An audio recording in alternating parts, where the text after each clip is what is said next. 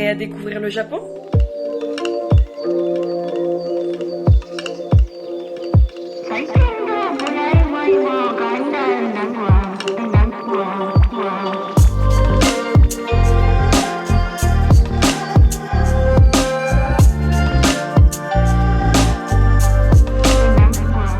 Salut à vous chers voyageurs, on se retrouve pour un tout nouveau vlog dédié à un tout nouveau pays sur cette chaîne, j'ai nommé le Japon. Alors oui, je suis en train de faire une voix off parce que au moment de mon intro, tout simplement, mon micro a décidé de couper, donc je vous prends avec le téléphone. J'explique donc que je suis sur Tokyo pour 2 et 3 jours, donc j'aimerais vous présenter mes recommandations, que voir, que faire, ainsi que mes bonnes adresses. Donc c'est parti, je vous emmène avec moi découvrir Tokyo.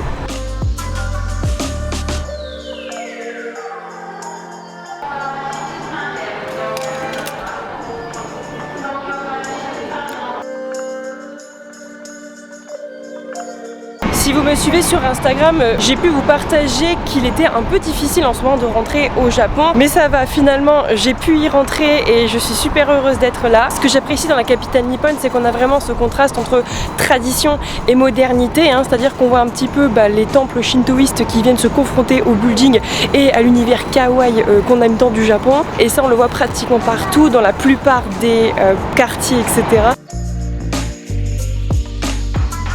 Et puis, malgré la population, c'est une ville qui reste assez calme, je trouve, puisque les Japonais sont d'une quiétude infinie, mais ça, j'en reparlerai un peu plus tard dans le vlog.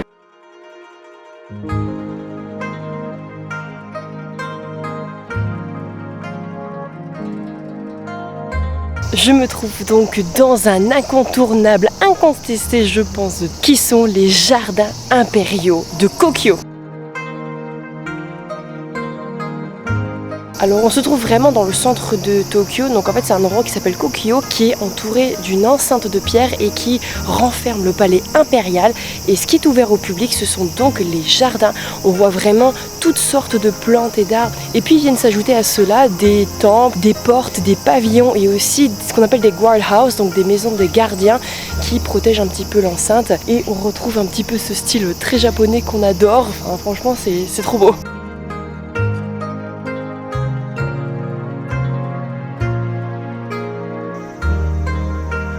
C'est ultra agréable en fait cet endroit parce que on voit que les gens viennent marcher tranquillement et vraiment faire leur promenade, c'est hyper calme. De toute façon les Japonais sont de nature très calme, c'est incroyable, je l'ai vu par exemple dans le métro, c'est assez fou de voir qu'il y a ce respect et qu'ils ne s'expriment pas fort même au téléphone. Et là du coup ça se ressent encore plus ici dans ces jardins, il y a une sérénité de fou qui se dégage, franchement c'est...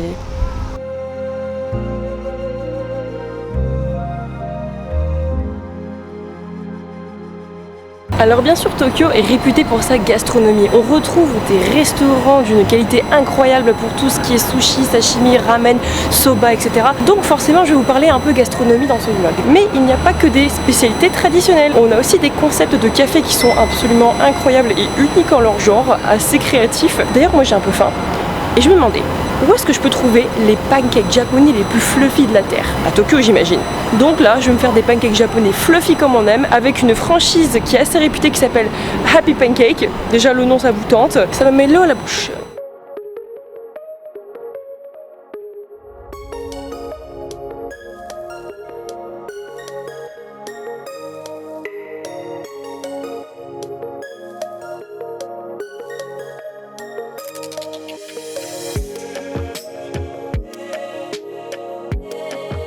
C'est juste une tuerie, ils sont super fluffy, super légers, franchement ça paraît pas, ça paraît super lourd et sucré, mais en fait avec le blanc d'œuf, franchement ça allège la chose. Pour des premiers pancakes fluffy japonais,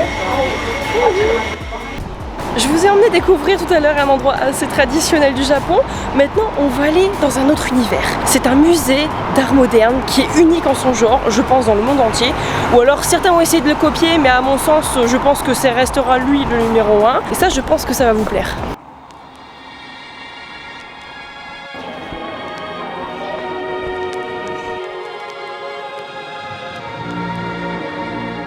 Oh là là là là, j'ai trop hâte.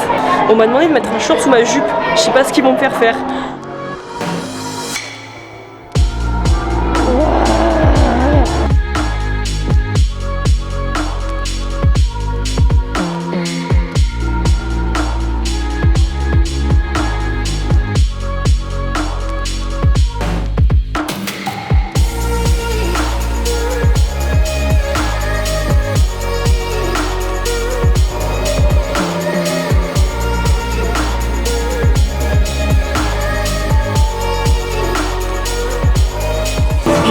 comme une gosse.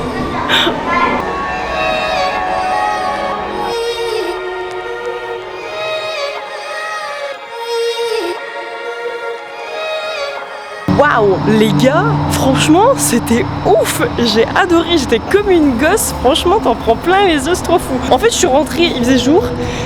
Maintenant, il fait nuit. Tu perds la notion du temps là-dedans. En fait, je sais même pas quelle heure il est. Je sais pas combien de temps je suis restée. Mais en fait, tu n'as pas envie de sortir, clairement. Donc, notez bien, Team Lad Planet. Franchement, moi, je reviendrai clairement. Ça, c'est un truc que je referai 2, 3, 4 fois.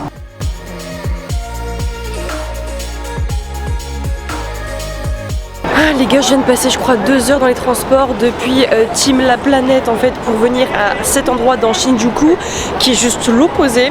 Donc là, je commence à perdre patience mais ça va, j'ai enfin trouvé ce que je voulais vous montrer. Vous allez dire mais qu'est-ce qu'elle est allée voir? Et en fait c'est tout simplement ça. Attendez, vous voyez pas? Vous voyez pas non plus? Voilà. La petite ruelle homoïde, comment elle s'appelle? Yokocho. C'est une ruelle hyper traditionnelle. Je voulais la voir tout simplement parce que c'est un truc à faire sur Tokyo.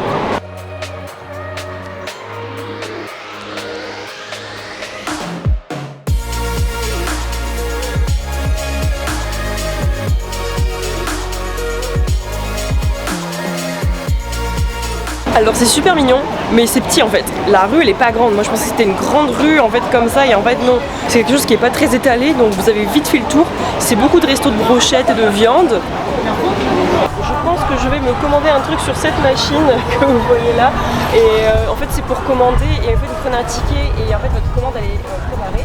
Moi je veux en anglais parce que japonais ça va pas le faire donc merci beaucoup. Comment ça QR? Je peux pas payer.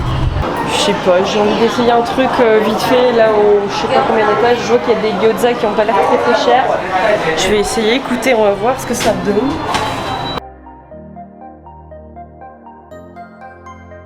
Ne me demandez absolument pas le nom du restaurant, je sais pas, c'était dans la rue du coup Homoïde, arigatou gozaimasu. Et puis en fait j'ai vu un bâtiment, j'ai vu une photo de gyoza, je suis montée au 2e étage. Je pense qu'en fait faut pas se prendre la tête.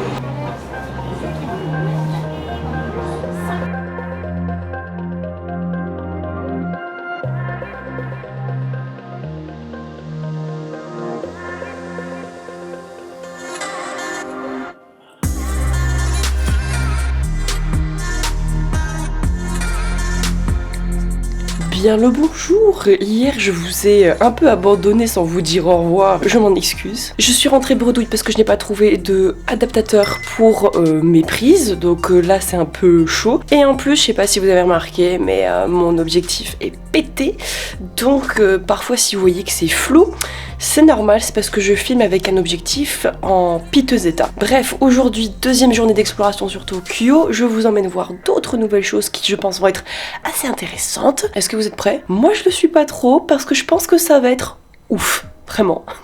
On est d'accord qu'on valide bien sûr cette vue magnifique du lobby sur Tokyo. Je pense que là-bas c'est Roppongi et en fait je pense pas que vous pouvez voir mais derrière cette espèce de tour Eiffel japonaise en fait on a le mont Fuji.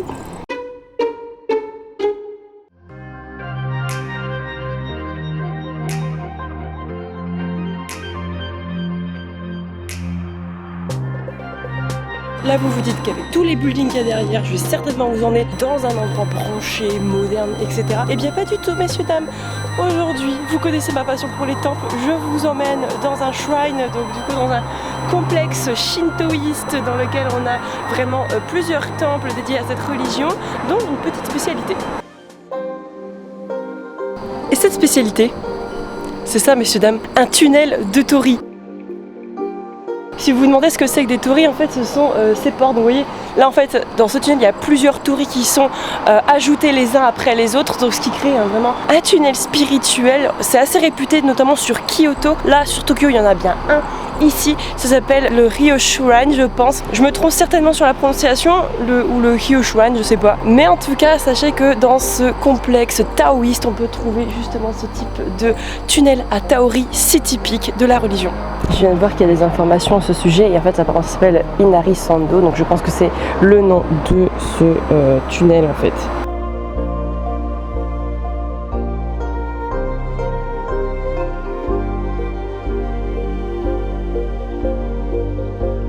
Et j'ai vu en fait qu'il y a des personnes en fait qui descendent et qui remontent en fait en faisant des prières, une salutation. Je pense que ça fait partie en fait d'un rite où en fait on descend le tunnel, on récite des prières, on se salue et ensuite on remonte dans le sens inverse.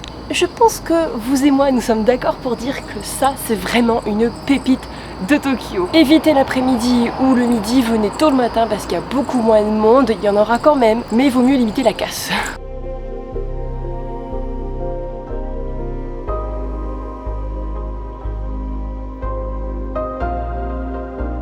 Je pense que malheureusement je peux pas rentrer dans le shrine parce qu'en fait je sais pas si vous voyez derrière mais il y a un mariage en fait traditionnel. Du coup le shrine est privatisé pour l'occasion donc bon. Je vais essayer mais je pense pas que je puisse. En fait non, j'ai pu y rentrer et il n'y a pas que un mariage mais il y a bien 2 mariages plus 3 baptêmes. Donc en fait le dimanche il y a plein d'événements qui se passent dans les shrines et c'est pas privatisé, on peut rentrer.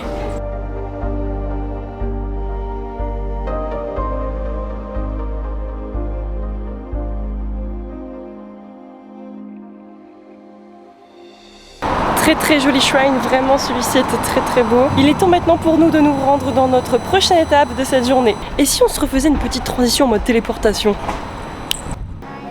Et voilà, Asakusa Temple.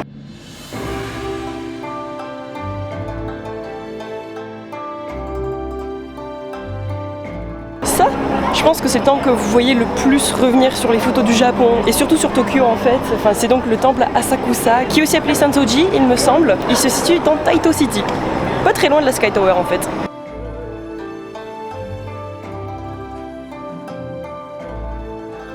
Je vois plusieurs personnes toucher justement à la lanterne. Je pense que c'est synonyme de bon présage. On va peut-être le faire.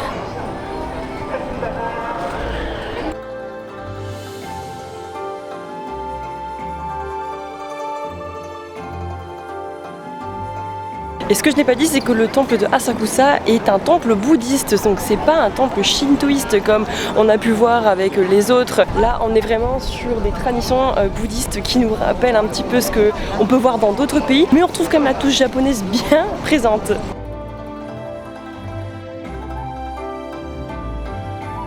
Arigatou gozaimasu. J'avais envie de tenter un manju, ils appellent ça, mais on dirait un mochi en fait, frit.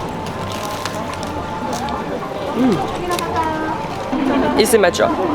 Autant pour moi, un manju ce n'est pas la même pâte qu'un mochi. Un mochi c'est beaucoup plus gluant.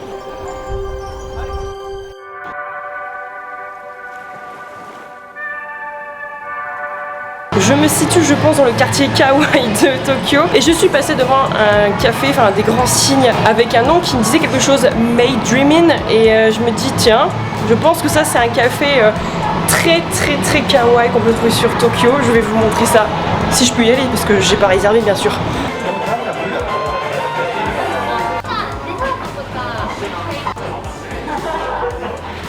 En fait, je suis dans un café avec des maids, donc des serveuses très kawaii, comme vous voyez. C'est ultra kawaii et au début je pensais que je pouvais pas venir, mais en fait elle m'a dit si viens, tu peux manger et tout, pas de problème, donc ok. J'ai donc pris une omelette sur laquelle en fait il y a du riz, donc moi ils m'ont mis du végétarien, donc ça c'est chouette parce que normalement il y a du poulet, et en fait ils dessinent du coup un dessin dessus.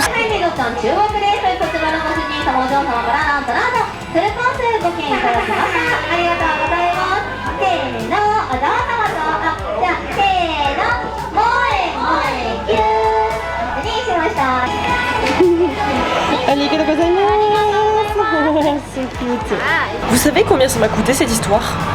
18 balles. 18 balles pour une boisson qui en fait était du kiwi surgelé avec un sirop qui m'a coûté 6 € la boisson. Ça, non, ça les valait pas. L'omelette du coup 7 €. Ils m'ont facturé le même prix alors qu'ils ont mis du riz simple en fait, alors que le prix normalement c'était pour un riz préparé avec sauce, légumes, de poulet. Donc voilà. Et attends, le pire c'est que tu as genre un coperto comme en Italie là, tu sais le frais que tu as sur la table, 5 balles. 5 balles juste en frais. Donc en fait, alors c'était super mignon, franchement les filles elles sont adorables, elles sont trop mignonnes et c'est ultra kawaii. Mais 18 balles ça fait mal, vraiment, je trouve que ça les vaut pas.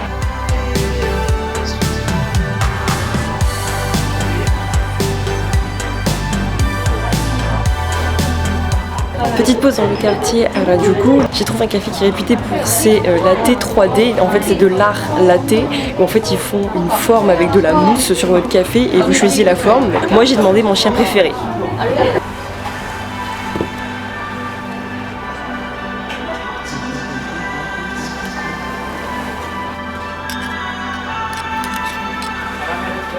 Les gars, c'est un corgi. Ils m'ont fait un corgi qui est beaucoup trop mignon.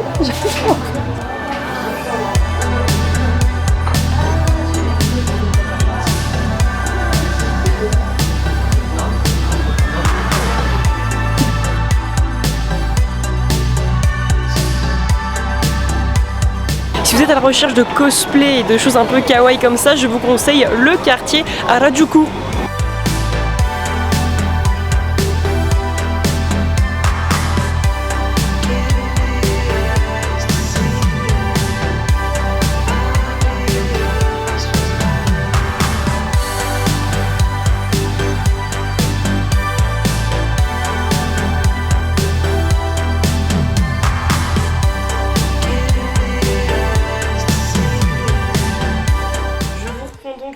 Pour vous parler de la dernière journée que je n'ai pas pu vlogger en fait, donc du coup je vous fais un récapitulatif juste ici. Pour votre troisième journée, ce que vous pouvez faire si vous ne choisissez pas le mont Fuji, parce que le mont Fuji ça prend au moins une journée, je dirais même plusieurs. En alternative, ce que vous pouvez faire, c'est commencer par le Meiji Jingu.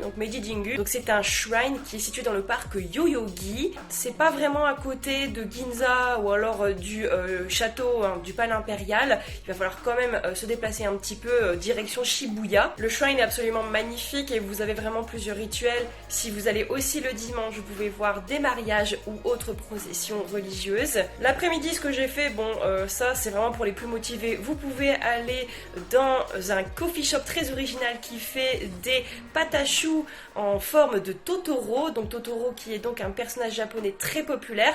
C'est loin, faut être motivé, mais franchement j'ai trouvé ça pas mauvais, enfin c'était bon. Et ensuite vous pouvez repasser un peu de temps dans Shibuya. N'oubliez pas la vue depuis le Starbucks de Shibuya pour observer le Shibuya Crossing. C'est quand même incroyable, on a tous vu ça dans les films ou dans les séries et c'est bien de le voir en vrai du coup. Et sinon vous pouvez aller sur Ginza si vous voulez faire du shopping, parce que Ginza c'est vraiment le haut lieu pour tout ce qui est magasin de luxe notamment.